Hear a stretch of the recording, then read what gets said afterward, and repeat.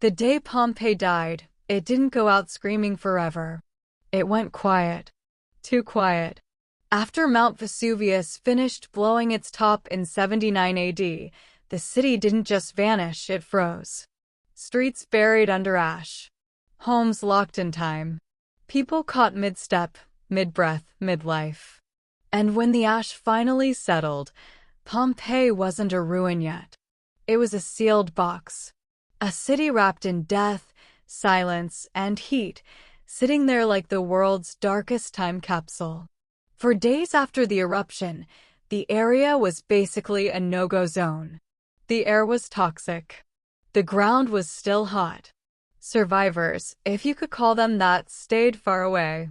Anyone who lived nearby knew one thing for sure: Pompeii was done. There was no rebuilding. No coming back. No, we'll fix this. The city was buried under up to 20 feet of volcanic ash and rock. You couldn't even tell there had been streets there anymore. Just a flat, gray wasteland where a living city used to vibe. People who escaped didn't escape clean. They lost everything. Homes, businesses, family members, status, gone. Some fled to Naples. Others scattered across the Roman Empire. Overnight, Pompeii stopped being a place and became a warning. Romans didn't have social media, but word traveled fast. Everyone knew Mount Vesuvius wasn't just a mountain anymore. It was a killer. And here's the wild part: Pompeii wasn't immediately remembered. Rome didn't rush in to investigate. No grand rescue mission. No memorials. Life in the empire kept moving. Wars still happened. Emperors still flexed power.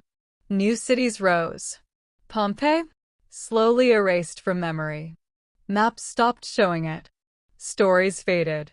Within a few generations, people barely knew where it had even been. For nearly 1,700 years, Pompeii stayed buried. Farmers plowed over it. Villages popped up nearby. People walked right on top of ancient homes without realizing they were stepping on kitchens, bedrooms, and bodies. The city slept under ash like it was in a cursed coma. Then in the 1700s, someone messed around and changed history. Workers digging a water channel hit stone walls. Weird walls. Walls with paintings. Floors with mosaics. At first, people thought it was just another Roman villa. No big deal. But the deeper they dug, the crazier it got. Entire streets. Entire houses. Even graffiti still on the walls. It slowly hit them. This wasn't just ruins. This was Pompeii. When archaeologists finally realized what they had uncovered, it blew their minds. Pompeii wasn't looted like other ancient cities. It wasn't rebuilt. It wasn't recycled for stone. It was perfectly preserved in ash, like the volcano hit pause on life and dipped. They found bread still in ovens, coins still in pockets, wine jars still sealed. And then, they found the people. At first, they found empty spaces in the hardened ash. Human-shaped voids.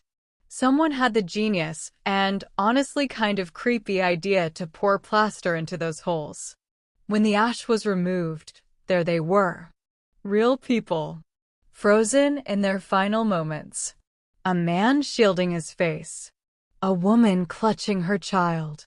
A dog chained to a wall, twisted in panic. That one still hits hard.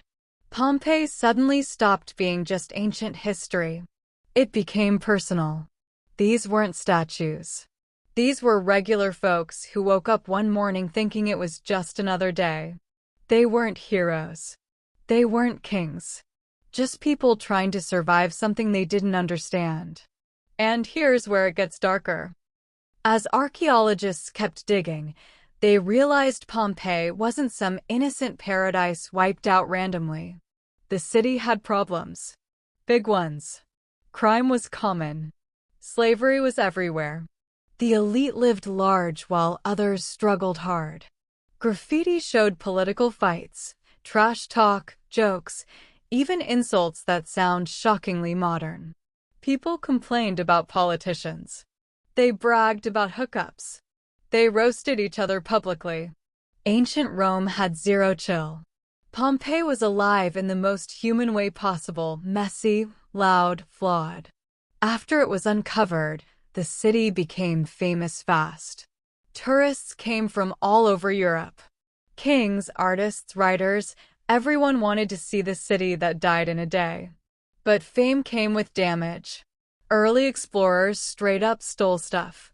Statues disappeared. Artifacts got pocketed. Some buildings were damaged just by curiosity. People didn't fully get yet how fragile the place was. Over time, Pompeii turned into a mirror.